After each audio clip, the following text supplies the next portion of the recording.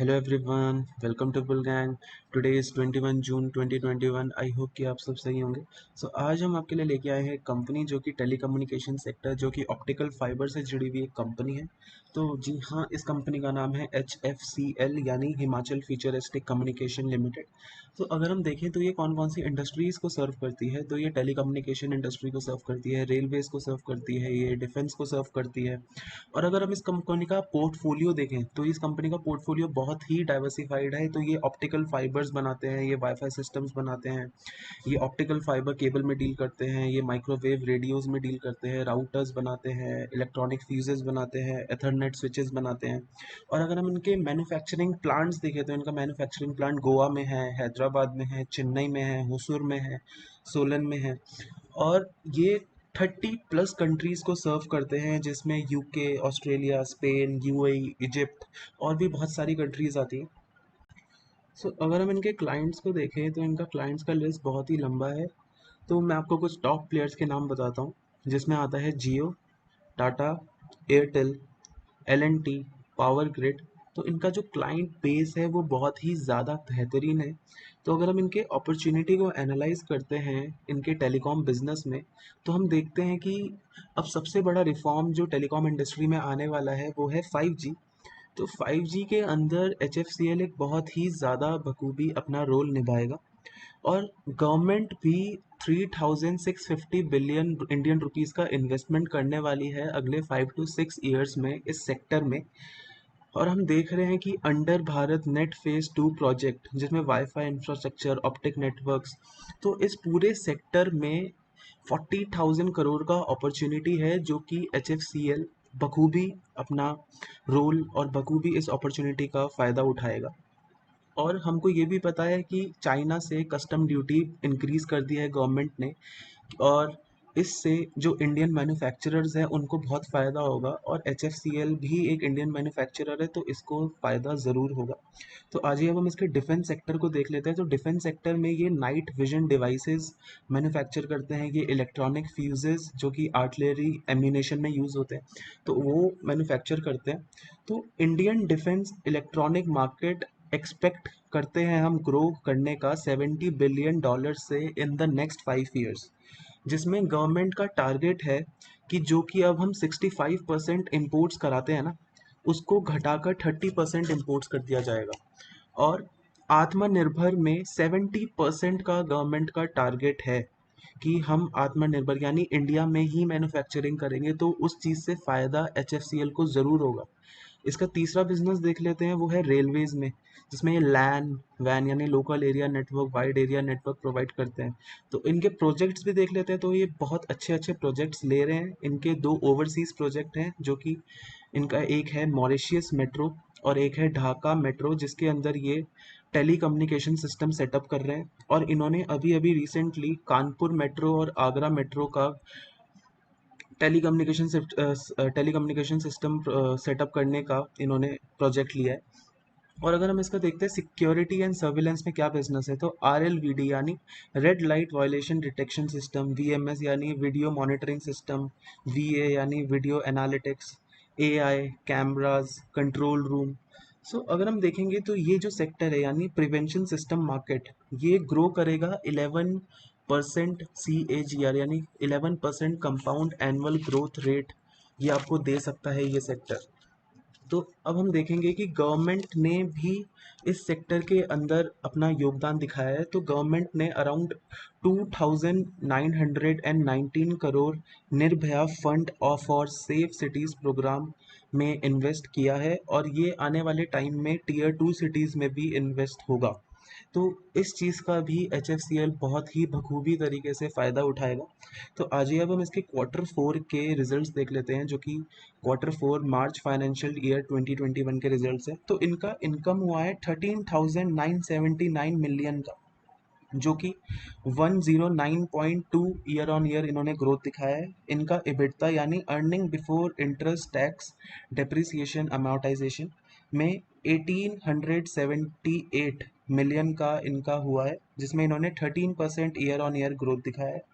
PAT इनका हुआ है यानी profit after tax to 2463 million, जिसमें इन्होंने 3.8 ईयर ऑन ईयर ग्रोथ दिखाया है। डाइल्यूटेड ईपीएस इनका ग्रोथ हुआ है 6.3% से ईयर ऑन ईयर। सो आज ही अब हम इसके टेक्निकल एनालिसिस पर आ जाते हैं। तो इसका टेक्निकल एनालिसिस में हमने इसका मंथली टाइम फ्रेम का कैंडल खोल रखा है। सो मंथली टाइम फ्रेम के कैंडल में ये कंटिन्यूसली एक अप ट्रेंड में है। तो अगर हम देखते हैं तो मंथली कैंडल में ये एक असेंडिंग ट्रायंगल बना रहा है और ये अभी एक अपने रेजिस्टेंस पे खड़ा है।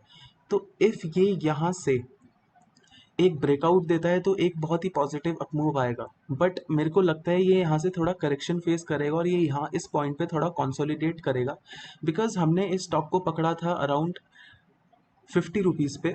तो और हमने अपने जो टेलीग्राम ग्रुप है वहाँ पे शेयर भी करा था। तो आज इस स्टॉक ने 10% का अराउंड अपमूव दिखाया है और आप 10% गेन्स में अगर आपने हमारा टेलीग्राम ज्वाइन कर रखा है।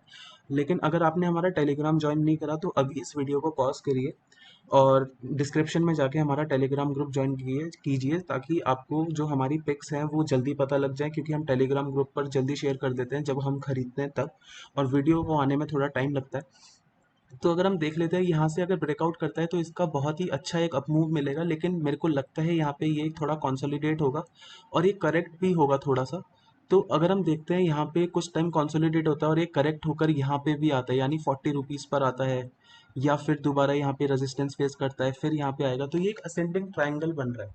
मेरे हिसाब से इसको कंसोलिडेट होना चाहिए कुछ टाइम, क्योंकि इसने अभी एक अच्छा रन दिखाया है। लगभग 24 रुपीज़ पे इसने ब्रेकआउट दिया था एक, और तो इसके बाद इसने कंटिन्यूसली एक अपवर्ड ट्रेंड दिखाया 2 महीने के अंदर 55 रुपीज़ तक का। तो आ जाइए अब हम इसके डे कैंडल फ्रेम पर आ जाते हैं।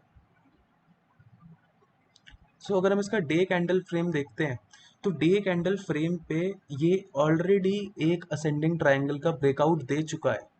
अगर आप ध्यान से देख रहे हैं तो ये ऑलरेडी एक डे कैंडल का ब्रेकआउट दे चुका है। तो हम देखते हैं कि यहाँ पे ये अपने ट्रेंड पर सपोर्ट भी ले रहा है, अगर आप देख पा रहे होंगे। तो ये एक बहुत ही बेहतरीन चीज़ है कि कोई स्टॉक अपने ट्रेंड पर आके सपोर्ट ले रहा है और वहाँ पे इसको बाइंग मिल रही है। तो मेरे हिसाब से अगर आपको इसके अंदर 100 क्वांटिटी खरीदनी है तो 20 क्वांटिटी आप अभी खरीद सकते हैं, बिकॉज इसने डे कैंडल पे अपना एक ब्रेकआउट दिया है। और बाकी की 20 क्वांटिटी आप तब खरीद सकते हैं जब ये 5% 6% करेक्ट हो जाए, और कुछ परसेंट मतलब आप इसको एक हर डिप में खरीद सकते हैं, बिकॉज ये आपका एक पोर्टफोलियो स्टॉक होना चाहिए। मेरे हिसाब से ये जो कंपनी है HFCL, ये आने वाले टाइम में आपको एक मल्टी बैगर रिटर्न्स प्रोवाइड कर सकती है। तो अगर हम इसका देखते हैं मंथली चार्ट में, हम वापस आ जाते हैं तो मंथली चार्ट में देखते हैं तो इसने अपने RSI का भी एक ब्रेकआउट दिया है, आप देख पा रहे हैं। तो मेरे हिसाब से इसका RSI यहाँ से अब ये थोड़ा भाग सकता है, लेकिन उसके बाद ये थोड़ा करेक्ट ज़रूर होगा। तो RSI यहाँ से, और ये MACD चार्ट में एक बुलिश क्रॉसओवर बनाता जा रहा है और बुलिश क्रॉसओवर बड़ा होता जा रहा है इसके मंथली चार्ट में। बट अगर हम इसके डे चार्ट में आते हैं तो अभी भी कंफ्यूजन है, थोड़ा कंफ्यूजन है। अगर ये यहाँ से अपने RSI का ब्रेकआउट दे देता है डे कैंडल में भी, तो आप इसके अंदर एक बहुत ही पॉजिटिव अपमूव देख पाएंगे। तो शॉर्ट टर्म टारगेट आपके लिए इसके निकल कर आते हैं लगभग 60 रुपीज़, क्योंकि हमने इसको 50 रुपीज़ पर रिकमेंड किया था और आज ही आपको अराउंड 57 रुपीज़ का है ही। तो मेरे हिसाब से 60 रुपीज़ पे आपको, अगर आपने इसको पहले से होल्ड कर रखा है, तो अगर आप शॉर्ट टर्म है तो आपको 60 रुपीज़ पर अपना पार्शियल प्रॉफिट ज़रूर बुक करना चाहिए। बट अगर आप लॉन्ग टर्म है तो आप इसे होल्ड करिए और हर डिप के अंदर इसमें ऐड कीजिए। और अगर शॉर्ट टर्म प्लेयर्स अभी भी इसमें थोड़ा प्ले करना चाहते हैं तो मेरा ये मानना है कि अगर ये 60 रुपीज़, क्योंकि ज़ीरो का हर लेवल एक साइकोलॉजिकल लेवल होता है, तो अगर ये 60 रुपीज़ को क्रॉस करता है एक अच्छे वॉल्यूम्स के साथ, तो आप इसके अंदर ऐड कर सकते हैं और आप अपना स्टॉप लॉस रख सकते हैं इसमें लगभग 57-58 रुपीज़ का। लेकिन मेरे हिसाब से अभी ये स्टॉक जो है ये शॉर्ट टर्म प्ले करने के लिए नहीं है, बिकॉज आपका जो स्टॉप लॉस होगा वो हिट होने के ज़्यादा चांसेस रहेंगे, बिकॉज अभी ये जो स्टॉक है ये अपने ट्रेंड से थोड़ा ऊपर आ चुका है। तो क्योंकि हम हमेशा स्टॉप लॉस अपने ट्रेंड के ऊपर हो या ट्रेंड से थोड़ा सा नीचे ही लगाते हैं, बट अभी मेरे हिसाब से जो रिस्क रिवॉर्ड रेशियो आ रहा है शॉर्ट टर्म के लिए वो अच्छा नहीं है। बट लॉन्ग टर्म के लिए रिस्क रिवॉर्ड रेशियो बहुत ही ज़्यादा बेहतरीन है। लॉन्ग टर्म में ये आपको 100 रुपये 150 रुपये तक के भी टारगेट दिखाएगा। अगर आपका हॉराइजन 1 से 1.5 साल है तो 100 150 तो आप मान के चलिए बहुत ही आसानी से छू के दिखा देगा आपको।